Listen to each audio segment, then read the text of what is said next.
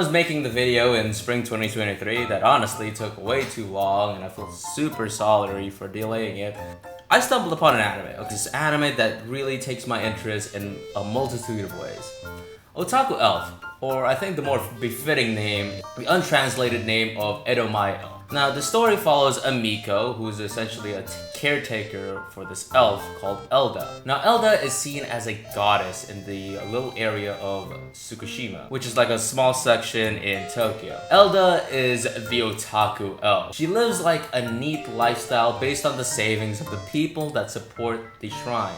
The dynamic between Elda and the people I find very interesting. The people that support Elda and the shrine know that Elda doesn't hold any powers, doesn't hold any magical powers. She can't make your business thrive, she can't, make you more lucky. What she has is immortality. Now, the townfolk finds that enough. The townfolk finds comfort in the idea of an everlasting presence in Tsukushima. See, I think this kind of thing can only happen in Japan. The idea of supporting a deity, the respect and honor to uphold traditions, even though these traditions really serve no purpose, just simply upholding it, is, again, very much Japanese. It also asks the somewhat hard question of what does it take to become a god? Like, do you need this power to change the world? Do you need to be omnipresent? In the case of Elda, she didn't even come out of the shrine in the last 60 years because she got dissed about how big her ears was.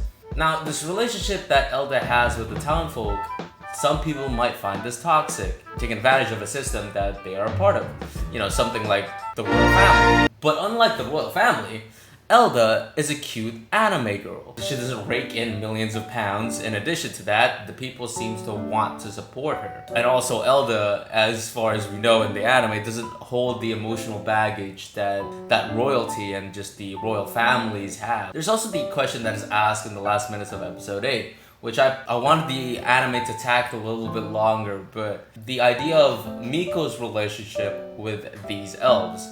Now, especially when these gods will eventually outlive you. But in the part of it, Otaku Elf is essentially a historical lesson. The reason why I think Edomai Elf is a more fitting name than Otaku Elf is because Elda and the two other elves in the anime were spawned in the Edo period, so hence the name Edomai.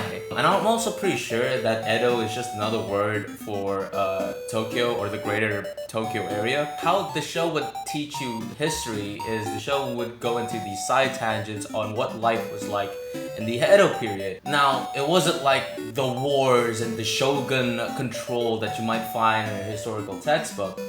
It's more like how commoners get ice, or how merchants would come into your house and sell food, or just how people send mail at the time.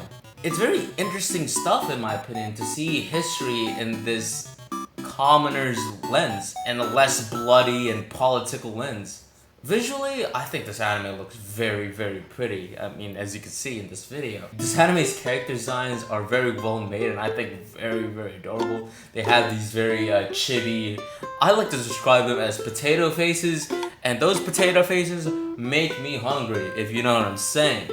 The show just doesn't look dull ever, it looks cute. This anime comes out of Studio C2C and it is directed by Anzai Takafumi. And Anzai Takafumi was this director, this anime was the same as Hitori Bochi. No, I think Hitori Bochi is a good anime, but visually, Edomai is another level. And I think if you're interested in something like a historical lesson, or you're more interested in the psychological questions of what it takes to become a god and the relationship that these people have, or just want to watch some cute anime girls doing cute anime things while being an otaku, I think Edomai Elf is definitely worth a watch.